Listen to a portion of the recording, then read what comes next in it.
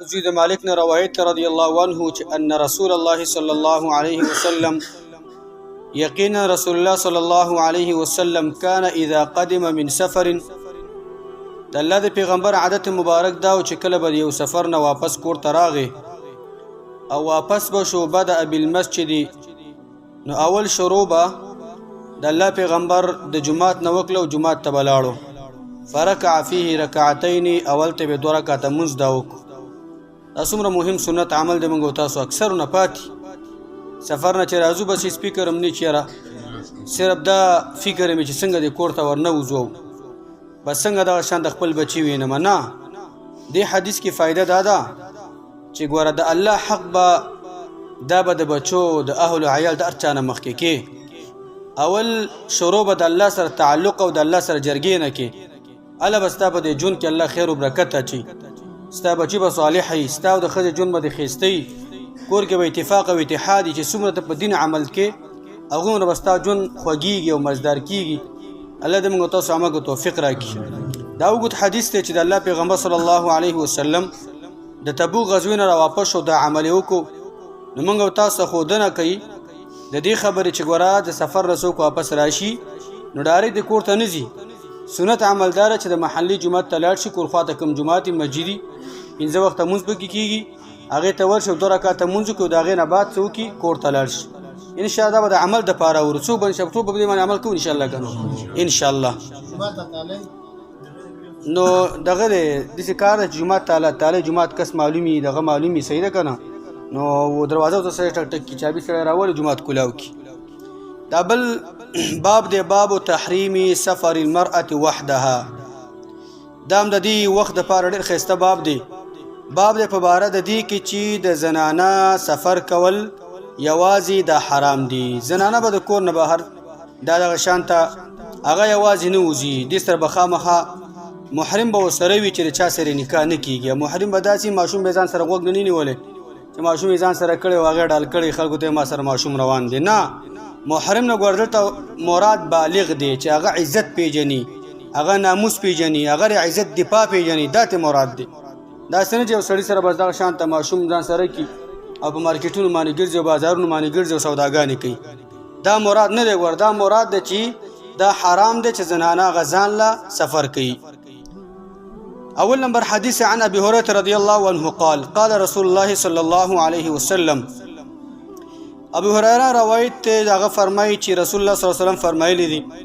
لا يحل لامرأة تؤمن بالله واليوم الآخر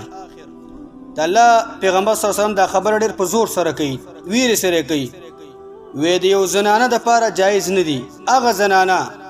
چې الله مني د الله ملاقات مني د الله حساب کتاب مني د الله توحید مني او ورځ د آخرت مني چې ورځ الله له ورځ مانه به تپوس کوي داسې زنانه چې هغه الله مني او ورځ د آخرت مني تسافرو مسیرة یوم ولیله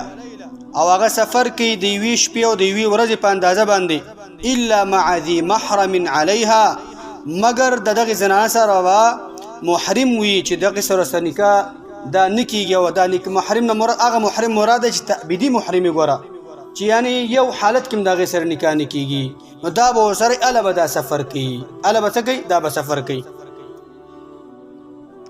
دا بل روایت دویم نمبر روایت وعن ابن عباس رضی الله عنهما عبد الله بن عباس روایت رضی الله عنهما انه سمع النبي صلی الله علیه وسلم یقول یقینا دی د الله د پیغمبر صلی الله علیه وسلم نه اوریدلی دی د الله پیغمبر فرمای لا يخلون رجل بامرأة الا ومعها ذو محرم الله پیغمبر فرمای نه دی ځان لکېږي یو سړی دی یو زنانه سره بالکل دی یو سړی اجنبي سړی پردی سړی دا یو زنانه سره ځان لکېږي نه مګر چې دغه زنانه سره څه وي هغه کس وي چې د هغې سره نکاح دا حرامه وي اوس نکاح د دغه سره هم نه کېږي خینې سره هم نکاح نه کېږي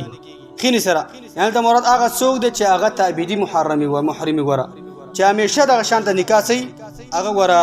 دغه شان ته هغې سره همیشه نکاح نه کېږي دغه شان ته د کم چې د اوښې د دې نه ور نکاح د دې هم دغه شان ته ستر دا کېږي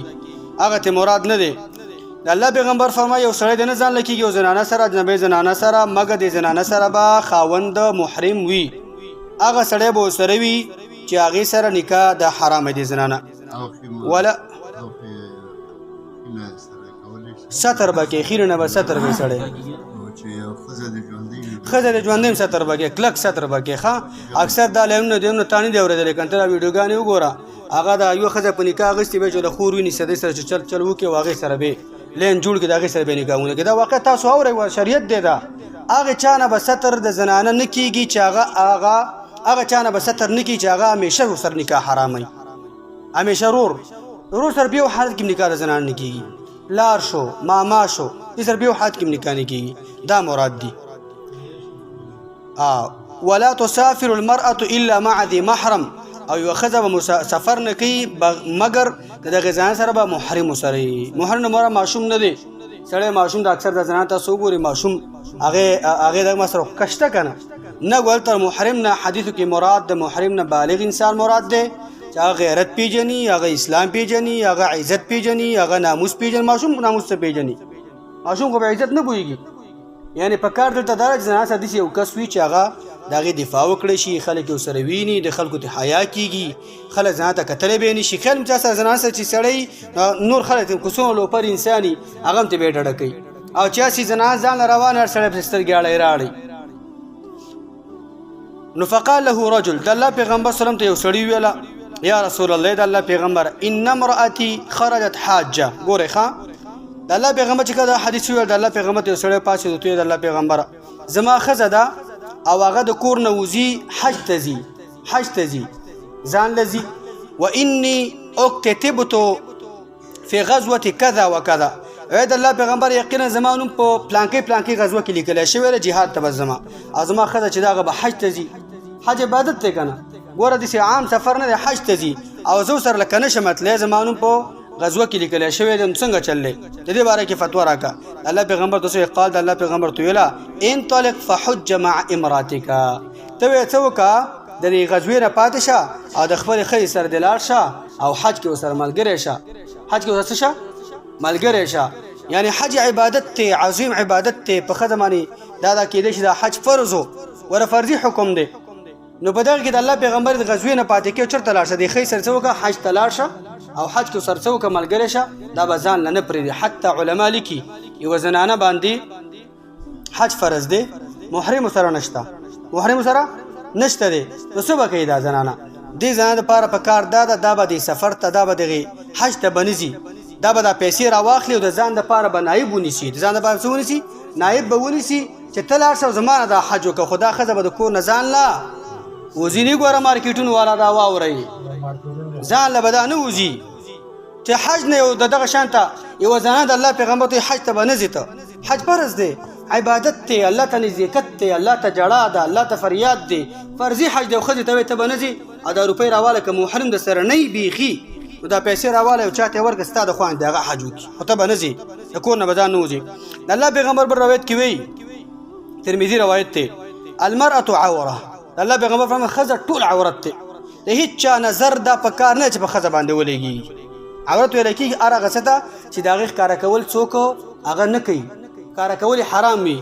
د الله پیغمبر فرمایي ښځه ټول عورت ته اذا خرجت استشرفها الشیطان کله چې دا زنانه د کور نه ووتله ښه یوې شپې یوه ورځ دپاره نه چې صرف یوه زنانه د کور د دورشل نه بهر قدم واخلي او په لاره کې روانه شي د الله پیغمبر څه وایي دا زنانه استشرفها الشیطان معنی دا زنانه دا شیطان د خلکو په نظرونو کې ښایسته ښکاره کوي ښایسته ته اوس ویره زما ښځه نو ما ته معلومه ده نو تا ته معلومه ده الله پیغمبر فرمایي ډېرې ښځې چې معلومې خو چې کله د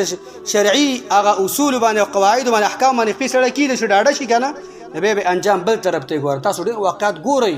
الله پیغمبر فرمایي چې یو زنانه د کور نه ووتله دې کې ګوره مور نه ده خور هر څه هره ښځه مراد ده چې د کور نه ووتله هغه دا شیطان خلکو ته څه کوي سړو ته څه کوي استضعاف شیطان هغه سړو ته ښایسته کوي بوډۍ ښځه به خو چې بس ستا به د مور په ځای باندې ستا به د دغه په ځای باندې خو کله به یو شیطان د عقل دا زړه د شیطان د الله په لاس اړی راړی एकदम بل زړه واړی نو د الله پیغمبر فرمایي وانها اقرب ما تكون الى الله وهي في قعر بيتها ويقينا دا ښځه چې الله ته ډېره نږدې چې څومره د کور په منځ کې هغونه ښځه چې الله ته ډېره نږدې یعنی معنا دا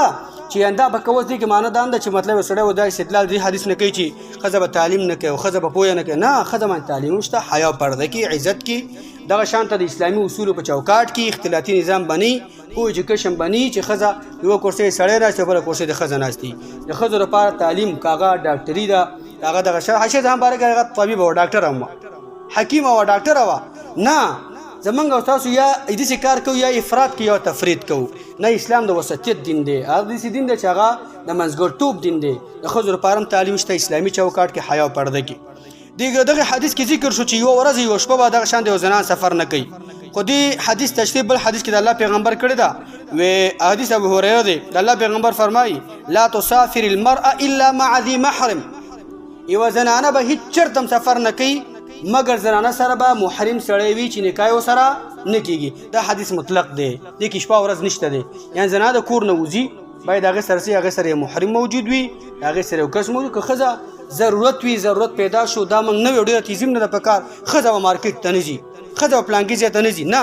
خزه تللی شي خو چې خاوندو سره محرم سره دا څه چې هغه سره نکاح همیشه حرام وي دکان ته هغه سره لاړ شي په حیا او عزت او برده کې سودا کوي بل څه هغه دی وکي بغیر د ضرورت نه زنانه تاسو ګورئ اکثر تاسو ګورئ دا زنانه په دې گاړو کې ځان له سفرونه کوي دام حرام دي دام ناروا دي ډرایور سره کېنه خبره ولو کې په کراچۍ کې کته شي یا په لاهور کې کته یا په خبر کې کته شي دام بالکل حرام دي ګور ناروا دي مؤمنانو مسلمانانو په دې باندې باید موږ تاسو عمل وکړو الله تعالی دا شان حتی علما دي امام شافعي مولا ذکر کوي